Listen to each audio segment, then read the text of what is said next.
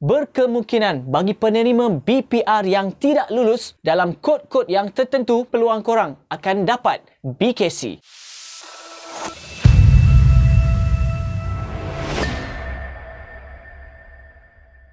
What's up guys, Assalamualaikum dan salam sejahtera kepada korang semua yang sudi menonton Saja Sembang. Aku Faizwan. Okey, berita sedikit yang terkini tentang BKC, yang mana mungkin ada di antara korang nak tahu sedikit info-info tentang BKC. Setahu kita dah tahu dah, dari segi kelayakan, kita dah tahu dah dari segi kategori-kategori yang layak menerima BKC. Semua ini sudahlah termaktub di dalam soalan-soalan lazim dan juga mana-mana posting di YouTube lah, di artikel lah dan sebagainya. Untuk sedia maklum, semua perkara ini sudah diketahui. Cumanya ada satu berita yang amat penting dan soalan ini mungkin berlaku dalam situasi di kalangan korang sebagai penerima BKC ataupun penerima BPR juga. Tapi sebelum tu guys, bagi korang yang belum subscribe channel aku Sembang, please klik button subscribe dan jangan lupa share dan juga like video ini guys. Sini akan tunjukkan paparan soalan dan juga jawapan sedikit daripada soalan lazim BKC. Dan untuk pengetahuan korang, soalan lazim ini baru sahaja dikemukakan pada pukul 11 malam tadi sehingga pukul 12 lebih. Selepas itu, jika korang pergi link dan pautan yang aku ada sediakan di ruang description di bawah itu, terus link tu berubah kepada soalan lazim yang asal. Aku tak tahu kenapa. Jom kita tengok soalan yang pertama. Yang pertama, saya tidak memohon BPR. Adakah saya akan layak menerima BKC? Jawapannya, penerima BKC adalah merujuk kepada jawapan bagi soalan yang ketiga. Sekiranya tuan tergolong dalam kategori data berkenaan dan menepati syarat, tuan akan menerima BKC. Soalan ini merujuk kepada penerima bagi kategori miskin tegar, B40 dan juga M40. Dan soalan tadi sebenarnya dia menanyakan, bila kita ni tak pernah langsung menerima BPR dan tak pernah memohon BPR, maka kita tidak layak untuk BKC. Korang kena faham ini bukannya soalan lulus BPR ataupun tidak. Ini kelayakan bagi korang yang tak pernah mohon. So maksudnya bagi korang yang tiada bagi kategori yang pertama, iaitu miskin tegar, yang mana jika korang tengok paparan ini adalah paparan baru yang telah diupdate.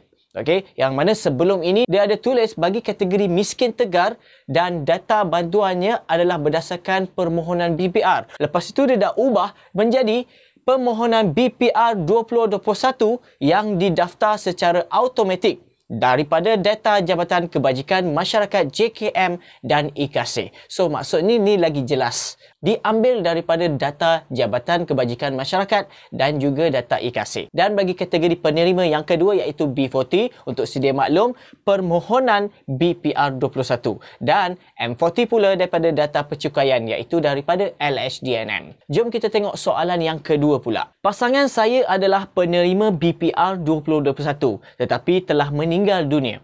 Adakah permohonan pasangan saya masih layak untuk menerima BKC?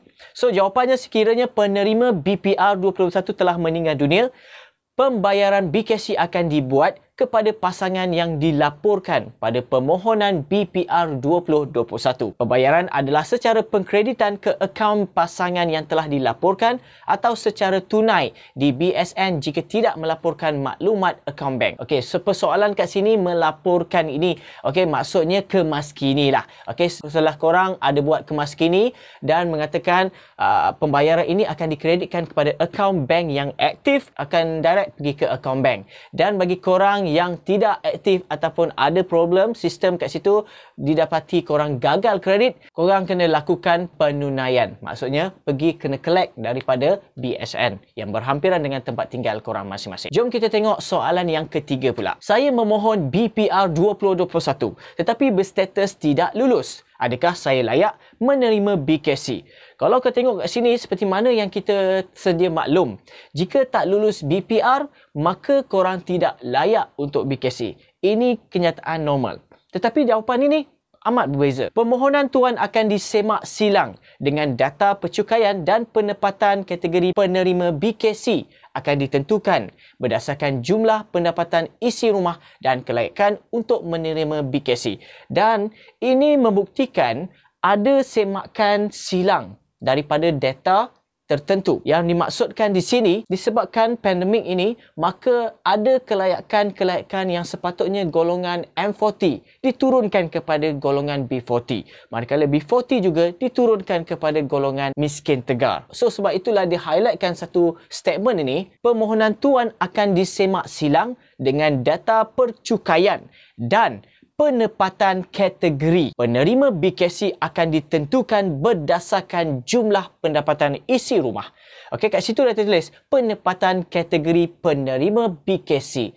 Kemungkinan bagi korang yang fikir aku dah tak layak sebab aku tahu kalau aku tak lulus aku tak layak. Tak. Kemungkinan ini merupakan berita baik. Mungkin ada perubahan di sini kelayakan korang untuk menerima BKC. Untuk sedia maklum, untuk soalan pertama tadi, ingat jika tidak tergolong dari segi kelulusan, jika tidak tergolong, maka korang tidak layak. Bukan isunya sekarang, bagi korang tak lulus BPR, maka korang tidak layak. Jom kita tengok soalan yang seterusnya. Permohonan BPR 2021. Saya telah lulus dengan status bujang, tetapi saya telah membuat rayuan dengan status berkahwin. Adakah saya layak menerima BKC sebagai isi rumah? Klasifikasi pembayaran BKC adalah berdasarkan status perkahwinan yang dilaporkan. Maksud dilapor di sini, kemaskini. Semasa kelulusan permohonan BPR 2021, sekiranya tuan ada membuat rayuan BPR 2021 dengan perubahan status kahwin, pembayaran BKC akan dibuat dengan klasifikasi isi rumah ataupun bujang yang terkini jika rayuan BPR 2021 berstatus lulus. Maksud di sini berstatus lulus jika korang buat kemaskini. Ada perubahan kemaskini. So, ada dua jenis status lulus sebenarnya. Status lulus yang pertama ni aku akan maklumkan nanti. Okey, di akhir nanti. Yang kedua ni berstatus jika korang melakukan perubahan. Okey, dokumen-dokumen tak lengkap. Okey, maksudnya diorang ni still lagi lulus. Cuma tak lulus disebabkan dokumen tak cukup. Macam diorang tukar kategori dan sebagainya. So, sebab itulah mereka ini status yang tak lulus tu, yang tak dapat BKC itu adalah merujuk kepada yang pertama ni nanti. Yang aku akan maklumkan nanti. Dan kita tengok soalan yang seterusnya. Permohonan BPR 2021, saya tidak lulus disebabkan pendapatan melebihi syarat kelayakan. Saya ada membuat rayuan BPR 21 kerana saya telah tidak bekerja. Adakah saya layak menerima BKC sebagai kategori B40? Jom kita tengok jawapannya. Permohonan tuan akan disemak silang dengan data percukaian dan penempatan kategori penerima BKC.